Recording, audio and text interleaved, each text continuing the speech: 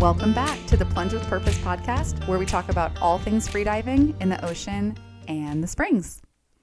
On today's episode, I am going to talk to you guys about a phenomenon in the ocean that blows my mind every time I see it. Every year, it becomes more and more amazing. It never loses its luster. It is the continually shiny penny for me out there in the water.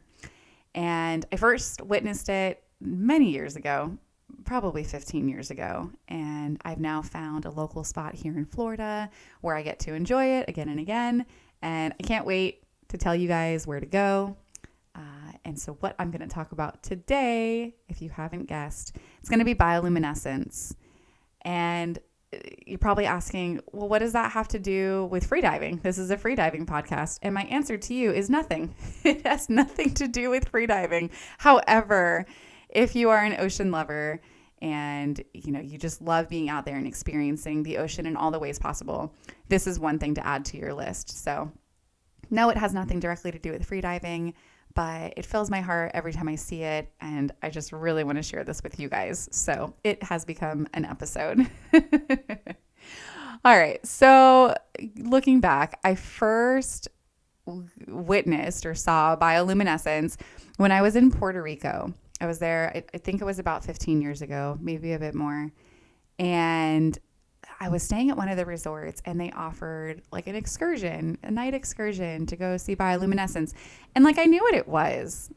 In high school or college biology, you learn about the dinoflagellates and how they, glow at night when you disturb the water. And so I knew what they were and what it was supposed to look like. It's yeah, cool. Let's go do that. We've got nothing else going on. I had enough mofongos to last me a lifetime. So off to the bay that we went, and they took us to El Yunque, which is the rainforest there. And it's pitch black. It's a new moon. There's no lights. So we get in the kayaks and we're paddling out, and understanding the biology of bioluminescence now a bit more, I realized we were paddling through what must have been mangroves. So we're going through the mangroves, and there were these things jumping all over us and plopping in the water. And again, there's no lights, and it kind of freaked us out. There was a oh shit moment for a minute there. And then I realized they were these little frogs, just so many of them.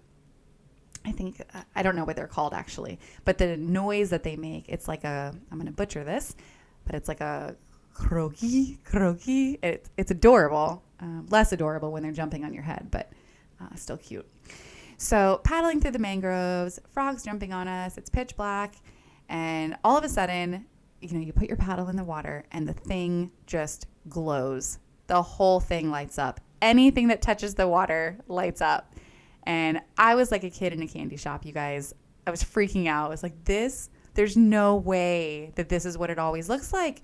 And I was taking handfuls of the water and splashing it on my lap. And it was like flecks of glitter that were bouncing around. It's so hard to explain just how amazing this was. And there's no picture, there's no video that does it justice. You can't capture that. So as strongly as I can, please make it a point at some point to go and witness bioluminescence in your life. It's just magical. It's Avatar here on Earth. It's really, really cool. So we were playing out in the water for a bit, and just a really great experience. And I thought to myself, okay, cool. There's this is a once in a lifetime opportunity. I'm not going to see this again, but really I'm never going to forget this. And, I was wrong. So years went by, and I met up with this women's camping group through a Facebook meetup. And a few of them have wound up being my closest friends now. So it was very much worth the meetup. And a few of them knew about bioluminescence, and I forget how we got on the topic, but it turns out it's here in Florida. And I was like, what? Florida is just the land that it keeps on giving. It's amazing how much you can do and see here. And so they planned a trip, and we went. And I was thinking, of course, I'm not going to set myself up for disappointment. It's going to be great, but there's no way it's going to be as good as what I saw in Puerto Rico. And I was wrong again. So where we park and where you get in on your boards or your kayaks or whatever, it's really well lit. There's a lot of light interference. So you don't see it very much. You first get in, you kick around the water, and you're like, oh, yeah, it's here. Like, it's definitely here. And we paddle out, and here it is again. You put your paddle in, and the further we got away from the land, the more that my paddle was lighting up. And then there were fish swimming under my paddleboard that would get like spooked, startled, and they would scatter. And it looked like freaking fireworks, you guys. It was like fireworks under the water. Everyone was like leaving a trail of light from where their boards were touching the water. And then these dolphins came, and these dolphins started hunting around us, and they were like corralling the fish. You could see their entire bodies lit up. You guys, if you know me personally, like I lost my mind. I was so blown away. It was just the best thing ever. And we've gone back, year after year and seen it almost every year I've gone back. And it never loses its luster. It's just so amazing. So I'm going to have my AI friends from the last episode jump on, and I really wanted to dive in a bit more to, the biology behind the bioluminescence and the reasons why they do it. I remember after one of the trips, someone said, oh, they die after they light up. And I was like, what? Like, that's terribly sad. And I felt kind of guilty for how much I had played in the water. And turns out that's not right. So I want to clear up some common misconceptions like that. And I also wanted to understand, the reasons why they would do this. It just kind of seems like a waste of energy. So yeah, we're going to dive into all of that. And if you stick around to the end, I will share with you my local spot here in Florida where you can go and witness this. Also going to talk about the best times of year to go and see this, because there are definitely better conditions to be able to get that full experience. So we're going to dive in, and I hope you guys stick around. If you have any questions, comments, as always, drop them in the comment section below, and let's go ahead and dive in. All right, get ready to dive into something truly magical today. Bioluminescence. Ooh, yeah. It's incredible. These living things that create their own own light. I know. It's wild. Like it's something out of a fantasy novel or something. Right, and it's happening all over the planet. Yeah, you think about it. Like the deepest parts of the ocean to, I mean, maybe even your own backyard. I don't know. Have you ever seen anything bioluminescent in your backyard? Not in my backyard specifically, but I've seen some pretty amazing things. Well, and that's the thing about bioluminescence is it's not just like one single uniform light, right? It comes in like all different forms and colors and intensities. It all depends on, the organism, its purpose. It really highlights the ingenuity and diversity of life on Earth. Well, and speaking of purpose, that's kind of my question. Why do these organisms go through all this trouble to light up? Right. Is it just for aesthetics? I mean, that's good enough reason. Or is there something more, practical going on? Well, I think we've talked about this before, but Mother Nature doesn't really do frivolous light shows, right? Right. Bioluminescence is all about survival. And the way it's been adapted for some of these survival strategies is just, mind-blowing. Okay, I'm intrigued. Think of it like a biological toolkit, right? Okay. With each organism using its light for its own very specific purpose. So give me some examples of this bioluminescent toolkit in action. Okay, let's start with defense. All right. Okay. So some creatures, they'll use bioluminescence to startle predators. Imagine a sudden flash of light that just totally disorients or confuses the attacker. Yeah. Some of them take it a step further, though, and they use what's called burglar alarm bioluminescence. Burglar alarm, bioluminescence. What's that? I know, it's kind of intense, right? So imagine like a tiny little crustacean, Okay. and it's getting attacked by a fish. Uh-huh. So instead of just, flashing that light, it releases this cloud of bioluminescent chemicals and essentially illuminates the entire scene. And that attracts even bigger predators to the area. Oh, so it's like calling in the cavalry to come and scare away the initial attacker. Exactly. Hey, free meal over here. That's pretty clever. I mean, that's a good strategy. But what about creatures that aren't trying to avoid being dinner? Right. How do they use bioluminescence? Well, some of them use it to become practically invisible. Really? Yeah, it's called counter-illumination. And it's particularly effective in, the depths of the ocean where there's not a lot of light. Right, So right. think about, like, a squid Okay. that has bioluminescent organs on its underside. Uh-huh. By matching the faint light that's filtering down from above, it basically erases its own silhouette. So if you're a predator looking up from below, Can't see it. you can't see it. Wow, that's like an invisibility cloak made of light. That's incredible. Right. But bioluminescence isn't always about hiding. What about creatures that, want to be seen? You're thinking of finding a mate. Yes. Yeah. Bioluminescence can be a powerful tool for attracting attention. I'm sure you know the classic example, fireflies, Right. flashing patterns. Like a love language and light. Yeah, exactly. Signaling their availability, attracting potential partners in the darkness. And it's not just fireflies. Right.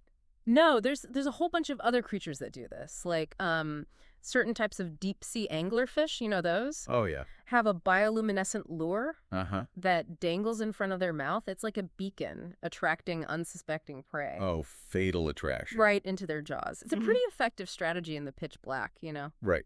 So we've been talking a lot about animals. Are there any plants that produce light? It's mostly in the animal kingdom, but there are some fascinating examples of bioluminescent fungi. Really? Yeah. In fact, there's over 70 known species of like glowing mushrooms. Wow. Imagine that, walking through a forest at night and seeing these eerie glowing fungi scattered all over the forest floor. Now that's something I need to see. Right. Okay, well, before we get too carried away with all these amazing examples, let's talk about the science behind living light. How does it actually work? What's going on, like, chemically? Yeah.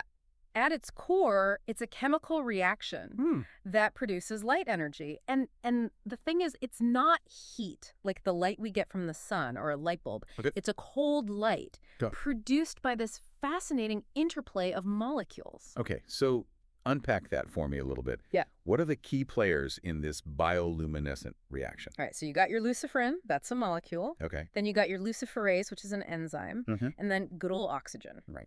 When these three components come together, in the presence of energy, of course, from the organism, a chemical reaction happens, and that releases energy as light. Wow, so it's like a tiny internal fireworks display. Yeah. But instead of exploding with sound and heat, it's this silent, cold light show. Exactly. It's remarkable how nature harnesses this chemical energy and turns it into something so magical. And get this process can be triggered by different stimuli, depending on the organism. Oh, interesting. Like what kind of stimuli? Well, for some creatures, like the dinoflagellates we talked about earlier, it's triggered by movement in the water. Every wave, every splash, every fish swimming by can set off this cascade of light. Oh, wow. And then other organisms might use it in response to, like, a threat or a mating signal or even changes in their environment. It's so cool. So it's not just about the chemicals, it's about how those chemicals are used by the organism and how they control them, like an internal biological light switch. Exactly. And that's what makes it so fascinating. It's Yeah. not just one thing, it's this whole spectrum of adaptations. Yeah. Each one tailored to the specific needs of that organism. It's incredible. I'm so curious now to learn more about where these organisms live and how their environment, influences those unique light displays. Can we dive into that next? Absolutely. We can even start planning a virtual tour of some of the most spectacular bioluminescent hotspots. Let's do it. Let's embark on that tour. Now, when you think about bioluminescence, you probably picture those incredible images of glowing bays, right? Oh, for sure. Those pictures were kind of what first, got me interested in this whole thing. Yeah. It's just magical. A whole bay just shimmering with this like ethereal blue light. It's a sight to behold. And these bioluminescent bays, they're made possible by these tiny, tiny organisms called dinoflagellates, Dinoflagellate. which are a type of plankton, like miniature stars, each one capable of producing a tiny spark of light. So what makes these bays so special? Why do these dinoflagellates concentrate in such high numbers in these specific bays? Well, it's kind of a perfect storm of factors. Oh. Bioluminescent bays tend to be shallow, and they have like limited openings to the sea, Mm. which helps keep the dinoflagellates trapped inside. Plus, they often have mangrove forests lining their shores, Oh, interesting. which provides the nutrients that these tiny organisms need to thrive. So it's like the perfect environment for them. Exactly. It's this delicate balance creates these bioluminescent wonderlands. And I'm guessing one of the most famous examples you're thinking of is Mosquito Bay in Vieques, Puerto Rico. You got it. I mean, that's the one you see pictures of everywhere. Yeah, and it holds the Guinness World Record. Did you know that? Yeah. For being the brightest bioluminescent bay in the world. Imagine kayaking through those waters at night. Oh, wow. Every stroke of your paddle just igniting this swirl of electric blue light. I can only imagine. But you mentioned other bioluminescent bays, right? Oh, yeah. Yeah, there's quite a few scattered across the globe. Where else can we find these, like, natural light shows? Well, we've got Luminous Lagoon in Jamaica. That one's been captivating visitors for centuries with its glowing waters. Hmm. Laguna Grande in Fajardo, Puerto Rico. Another stunning spot known for its bright displays. Okay, so we've got the Caribbean covered. What about other parts of the world? Oh, venture to Southeast Asia, you'll find some incredible spots in Thailand. Like the waters around Koh Rong, during certain times of the year, you can witness the bioluminescent plankton illuminating the waves, Oh, wow. creating this magical glow that dances along the shoreline. It sounds mesmerizing. So we've got the Caribbean, Southeast Asia. Are there any bioluminescent hotspots closer to home, though? I'm in the U.S., and I'd love to, experience this phenomenon without having to travel too far. Well, you're in luck. You don't have to travel across the globe. Right here in the U.S., you can find glowing waves in Southern California, especially during those red tide events. Red tide, that's something different, right? It's all connected. Right. Red tides, they're caused by a specific type of dinoflagellate that, during the day can make the water look reddish-brown. But here's the thing. At night, those same dinoflagellates can produce the beautiful blue flashes of bioluminescence. So it's like you get a colorful display during the day and then a light show at night. Exactly, a double feature. Amazing. But you mentioned Southern California specifically. Are there any other places in the U.S.? Oh, yeah. The East Coast has some bioluminescent magic, too. You can find glowing waves along the coast of Florida sometimes, Oh, cool. particularly in areas like the Indian River Lagoon. Hmm. And if you head up north, you might even catch a glimpse of it in the waters off Cape Cod in Massachusetts. Wow, so there really are opportunities all over the country. We've been talking a lot about bioluminescence in the water, though. Are there any land-based organisms I should be on the lookout for? You're thinking about fireflies, right? Exactly. Those were like a magical part of my childhood summers. Ah. Are there certain places where you'd have a better chance of seeing them? Oh, absolutely. The Great Smoky Mountains National Park, famous for its synchronous fireflies, Oh, yeah. which put on this coordinated light show. It's breathtaking. Wow. And then you got places like Congaree National Park in South Carolina, Hmm. where you can wander through a firefly-lit forest like something straight out of a fairy tale. Okay, you've convinced me I need to plan some bioluminescence-themed trips. But before I start packing my bags, you've mentioned certain conditions that favor bioluminescence, like calm waters in the bays or nighttime for the fireflies. Right.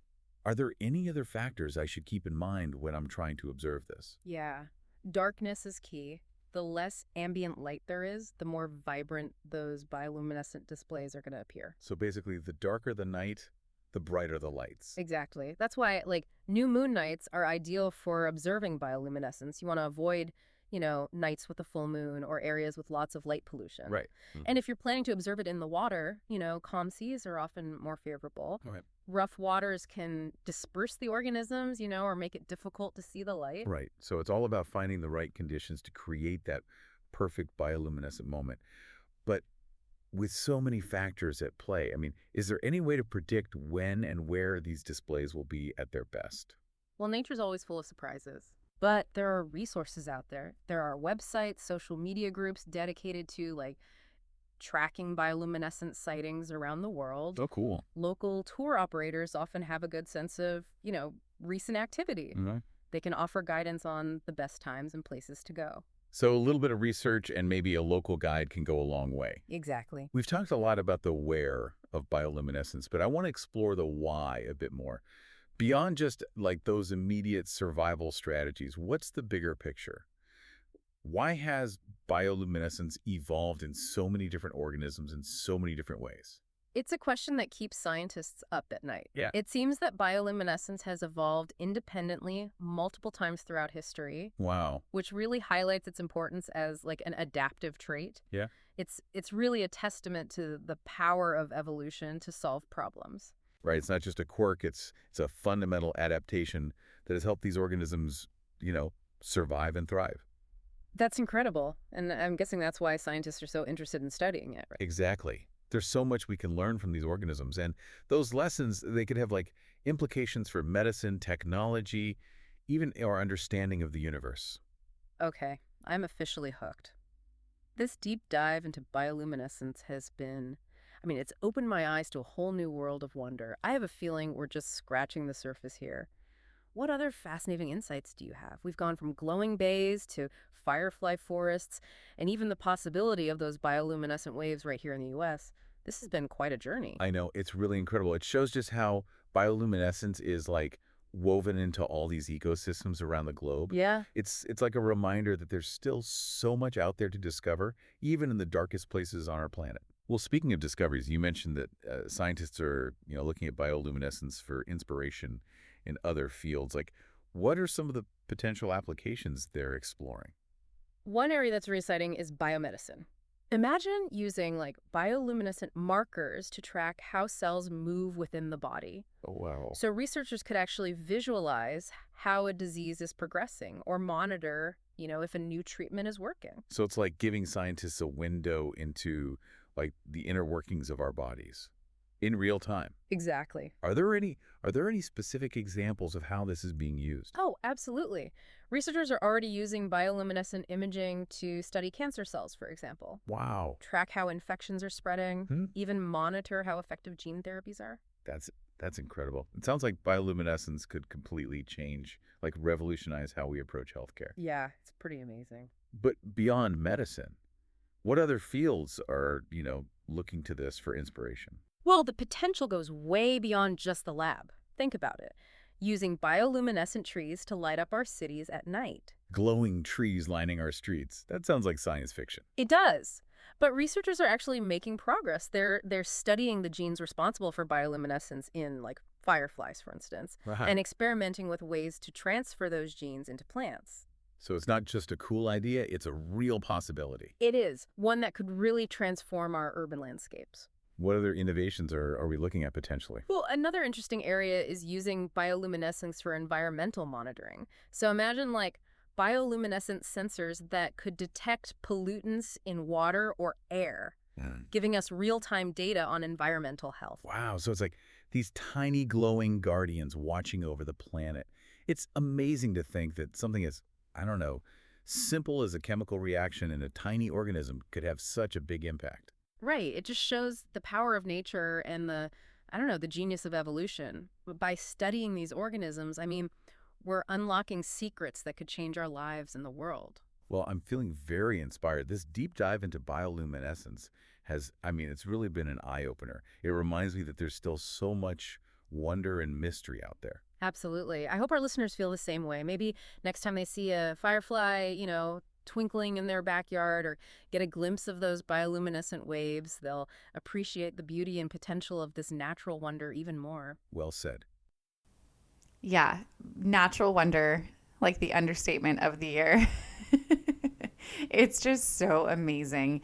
And I hope that at this point you guys are as excited as I am about it. And if you haven't seen it yet, do some digging, look online and see where the closest bioluminescent bay is to you. And if you're here in Florida, as promised, here's where you're going to want to go. You're going to want to head to Titusville. It's near Orlando. And Titusville, there's a little park just near one of the bridges that goes over the intercoastal. It's called Parish Park. It is what I have found to be the best and closest spot to go and see the bio. And when you want to go, summer is best here. So June, July, August, maybe September, but June, July, August for sure are going to be the brightest times to see it. And you want to go, warmer is better. That's what it is. You want to go when it's nice and warm. And you want to go when there's no light. So new moon, no moon. And you have a little bit of wiggle room. Obviously, the new moon is going to be the best day to go. However, here's my disclaimer is if that day falls on a Friday or a Saturday, I would suggest going either the day before or the day after, because the crowds, this is not a super secret spot. And it is where a lot of the tour guides take large groups of people who use lots of lights, and it definitely impacts the experience. So if possible, go on a weekday or a Sunday, and you're going to have a much better experience, just due to the light pollution alone. They're also, in some years, it's gotten a little bit crazy and there's a lot of people in the water, and it is a different experience. So if you're like me and you'd rather have like a more intimate, smaller group, more quiet and immersed in nature, not like, partying on the beach and whatnot, I would suggest going on one of those other days. Okay, so summer, super dark, not a lot of people, and you're going to park at Parish Park and you're going to paddle straight out from the bridge, and it's going to be on the north side, and you're going to paddle out, and there is an island. I believe it's called Horseshoe Island or Horseshoe Crab Island. And there's a nice little jetty that comes out, or I don't even know if it's called a jetty. It's a bunch of sand that's really shallow, and it's perfect for putting your board or your kayak there for a bit and walking around and playing in the water, because it's much darker out there. And the northeast side of that island is going to be the darkest. So let's talk about some safety really quick when you head out there. Make sure that you have, I don't know what they're called. I just call them like vessel lights. It's like the red and the green lights that go on either side of your vessel. And it's to let other people know that you're there, to let boaters know that you're there, because it's so dark and you don't want to be using like flashlights or lights from your phone, because that will make your eyes kind of messed up and you won't see the bio as much. So you want to use these green and red lights. You can buy them on Amazon. You just slap them on your board. They're rechargeable, most of them, or the other ones are battery powered. But everybody, not just one person in the group, everybody in the group needs to have those. And what else? Yeah, make sure the winds aren't too high. It can be a nasty paddle back if the winds are really high. We've had that happen one year. But really that was it. Other than that, it's been just amazing. It's such a great spot. It's super convenient to get to. The parking is really easy. The parking lot's right there. Again, avoid Friday and Saturday nights because the parking fills up really fast. And if that happens, there's a restaurant just west of Parish Park, and you can go and like have dinner there, park your car there, and you could walk over to the drop-in point. Hopefully your board and kayaks aren't too heavy, or you have like a cart or something. You'll figure it out. I have faith in you. So that is the spot during the summer, nice and dark, and it's just amazing. I plan on going this summer and next summer, and I'm going to try to take my kids this year. They're a bit younger. They're 7 and 9 now, but they get wacko at night, and anything after like 8, 9 o'clock, it's just difficult. And then the next morning sucks. So I think they're at a good age now where, I can take them and they'll be manageable, but really looking forward to sharing it with them. And I know a lot of friends who have gotten their kids out there, and the kids are just obsessed, right? It's something that I think we should expose them to. Just another one of those wonders, of why the ocean is so amazing and why we need to raise them to conserve it and care for it and spread awareness, so that they can enjoy it, with their kids. So, well, I hope you enjoyed today's episode, you guys. Clearly, it's something that I get really excited about. And, if you have any questions, please reach out. I would love nothing more than to hear about your adventures this summer exploring the bio around the world. And if you know of other bays that you've been to, do tell. You can send it to me privately. I know some of us like to really keep our spots private so they don't get overrun with the masses. I get it. But if you feel so inclined, I will love it. So keep exploring, guys. Keep diving. And I'll see you here next time on the Plunge with Purpose podcast, where we talk about all things free diving and more in the ocean and the springs.